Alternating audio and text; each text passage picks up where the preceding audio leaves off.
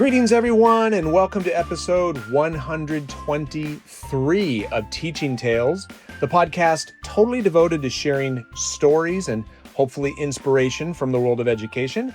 I am Brent Coley, and this episode is called A Lesson from McDonald's. Not your typical run-of-the-mill episode, a podcast episode, but stay with me. I think you will get something out of this. And I actually talked about this in my new podcast called Matchstick Musings. It's a short, bite-sized video podcast, and I'll give you more information about that podcast at the end of this episode. But I also wanted to talk about, that's more of a bite-sized, shorter, condensed podcast. I wanted to take a little bit extra time and talk about it here in Teaching Tales. So again, at the end of this episode, I'll give you more information about the new podcast, Matchstick Musings, if you're interested. But let's just jump right in and talk about McDonald's. So recently, I had an experience that really kind of enlightened me. Recently, I visited a McDonald's in my area, a McDonald's that recently was renovated. And I went to the McDonald's. I went inside the store. I didn't go through the drive-thru. I actually went in. And when I entered the building, first thing I noticed to the right is ordering kiosks. Now, if you've been to any McDonald's recently, you'll know that that's the standard for the McDonald's organization now. There's no more ordering at the counter. You order on a machine. And so those are to the right. To the left, I look, and there is a dining area, a smaller dining area. It's almost, I believe that they used to have like a little indoor playground. It's like they took that out, and it's a small dining area. So you got kiosks to the right, a small dining area to the left, and in front, like right when you walk in, they had installed a huge wall that separates the kitchen from the lobby, from the dining area. It's just a plain wall. So you've got machines, you've got these ordering kiosks to the right, you got a small kind of condensed dining area to the left, and then you have a wall in front of you. A small counter to the left, but just this huge plain wall. But you know what I didn't see? People, employees. You didn't see anybody that worked there. Now, yes, every once in a while, somebody would come from behind the wall, an employee holding a tray or a bag, and would call out, "Order number 13, drop the tray or the bag on the counter, and then whoop, do a 180 and disappear back behind the wall into the kitchen. And I just got to say, and the reason I'm sharing this is I did not like this experience at McDonald's. And the reason why is it wasn't warm. It was cold. It was sterile. It was unwelcoming. You've got machines to the right. You got a wall. I'm not seeing anybody that works there. And it just made me think back to my childhood experiences going to McDonald's. I have very vivid memories. Now, I'm 54 years old, so I grew up in the 70s and the 80s. And I've got vivid memories of going to McDonald's with my mom. Specifically, I can remember a couple times going with one of my best friends growing up, with Paul.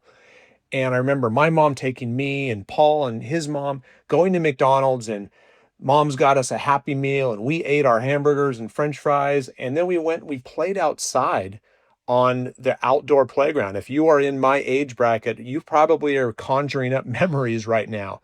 They had slides, they had mini like merry-go-rounds, and the little Hamburglar ladder that you crawled up and could crawl inside of this big hamburger. And it was just, I have such fond memories of, it was an experience going to McDonald's. When I was a younger parent, when my kids were young, I remember taking my kids to the McDonald's playground. Obviously, it did not look the way it did when I was a kid, but they had the little things that they could crawl in, the little jungle gym things, and my kids had a good time. Get them a Happy Meal, and they could just spend a little time playing around on the McDonald's playground. But it's totally changed. At least this experience with me, it's completely changed. It's as if McDonald's, they have focused so much on the technology like the ordering kiosks and efficiency, that they've removed the humanity from the experience. And the purpose of me sharing this, you're like, oh, so you hate McDonald's? No, the purpose of this is I think this is a great illustration for education. And this is, I guess, my main point is we must make sure that our classrooms, that our schools, whether you're a classroom teacher, whether you're an administrator, we have to make sure that our classrooms, our schools don't become like this McDonald's that I visited. Because I walked away thinking like, I don't like this. Now let me expound a little bit. Now, advances in technology, software, amazing. I mean, AI.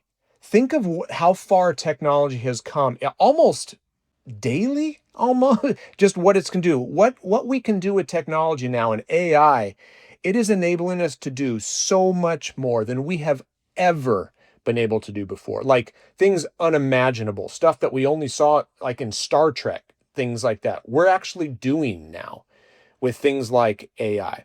And so don't get me wrong. I love technology. Anyone who knows me and is listening to this podcast, you know, I'm a tech guy. I'm a tech nerd. Like I do trainings with teachers in my district and admin in my district on how to better use technology and artificial intelligence. As I'm recording this, I'm working on a presentation that in a couple of months, I'm going to be working with administrators and showing them how to better use AI to do their jobs and be better for those that they serve. So don't get me wrong.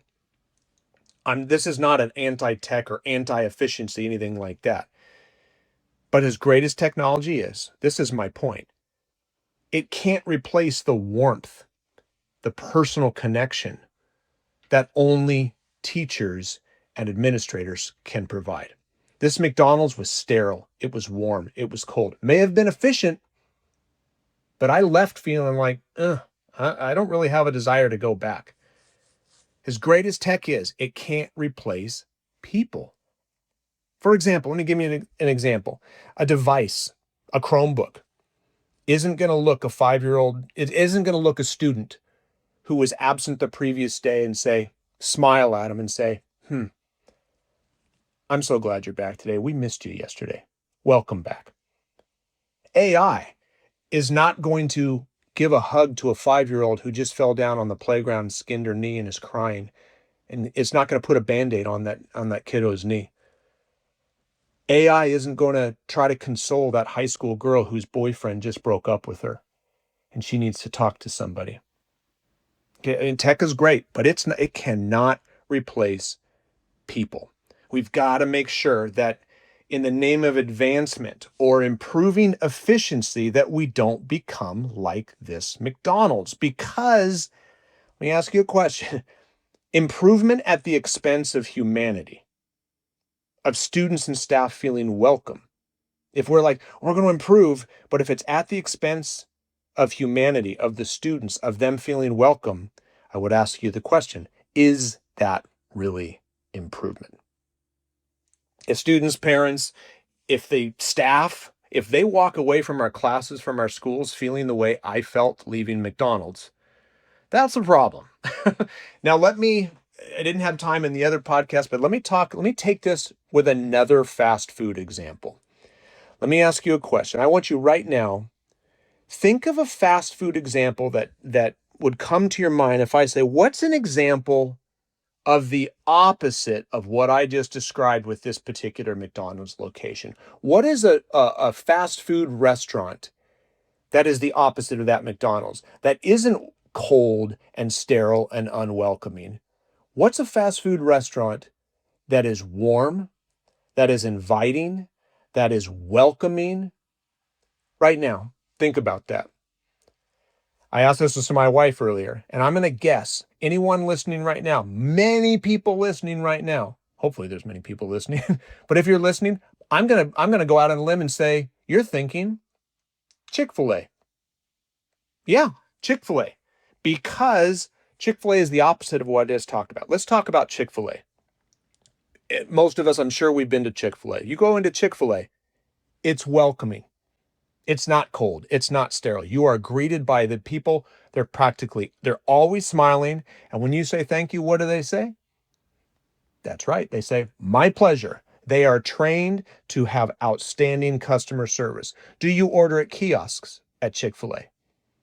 Nope. Now you could order through the app, but if you are in the store, you are looking at a live person who is smiling, who is pleasant, who is friendly, who will say, my pleasure, as many times as they need to.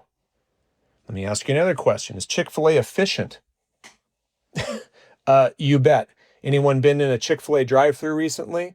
Like they have written the handbook on how to have an efficient drive-thru. Okay? Now, do they use technology in the drive-thru? Yeah. You'll see the people out there with headsets communicating with the office with this kitchen, but it's people out in the drive-thru. It's people in the lobby, it's people in the drive-thru. Let me ask you another question. Is the quality of their food subpar if you were comparing it to McDonald's? I think that pretty much anyone listening would say, no. Most would argue, in fact, that the quality of the food at Chick-fil-A would be superior to McDonald's. Could Chick-fil-A potentially save money if they brought in kiosks, ordering kiosks? Maybe. But I think the company understands. They understand that there's an importance to connecting with customers, of making the dining experience memorable.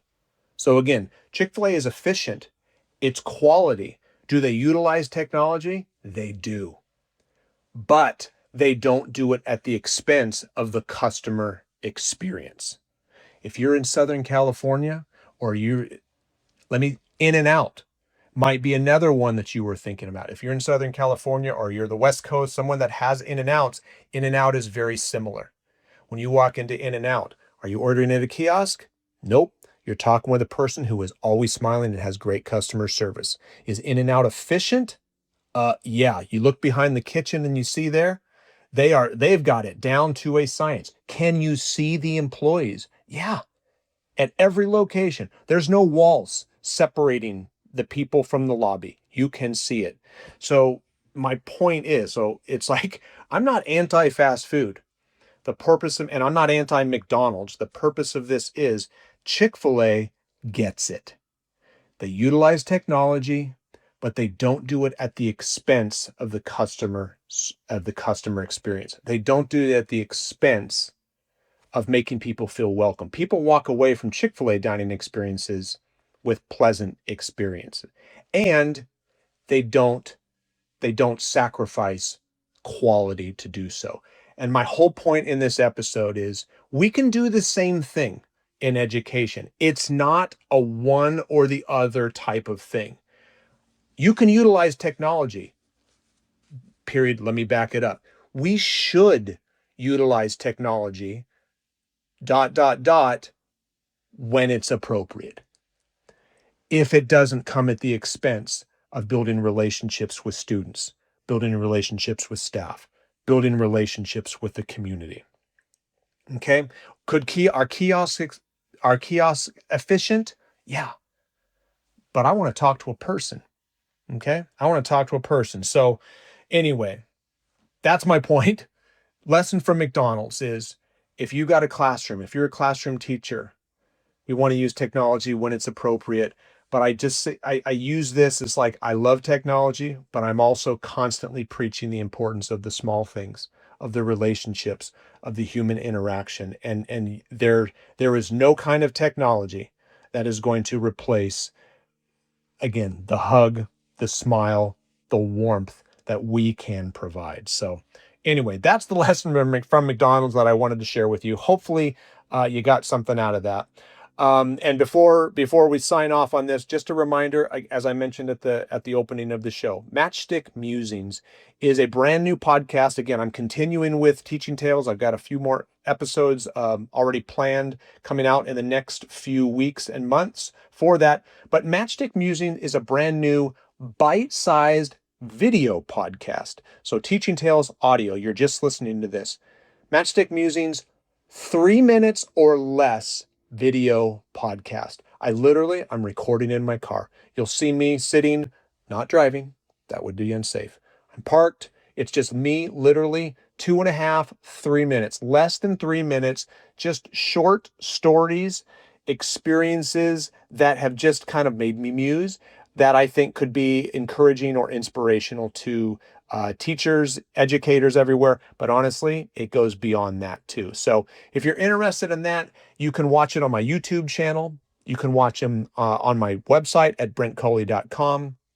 If you go into Spotify, you can get the video podcast there. There's an audio version in Spotify. If you're in your car and you want to listen there, you can follow that there. If you listen to your podcast in Apple Podcasts, there's an audio only version in Apple Podcasts. So again, Teaching Tales is kind of expanded. Typically episodes can be anywhere 10, 15, 20, 30 minutes, or sometimes even more. Matchstick Musings, less than 3 minutes. Short, bite-sized pieces of encouragement that I hope you will get a lot out of. So once again, thank you for listening to this episode, Teaching Tales. For more information about this podcast, listen to previous episodes, or to find info on Matchstick Musings, go to my website, brentcoley.com. All of the info is there. And once again, thank you, Mom, Dad, if you're listening. I know that if no one else is listening, Mom and Dad are listening. Thank you, Mom and Dad, for this.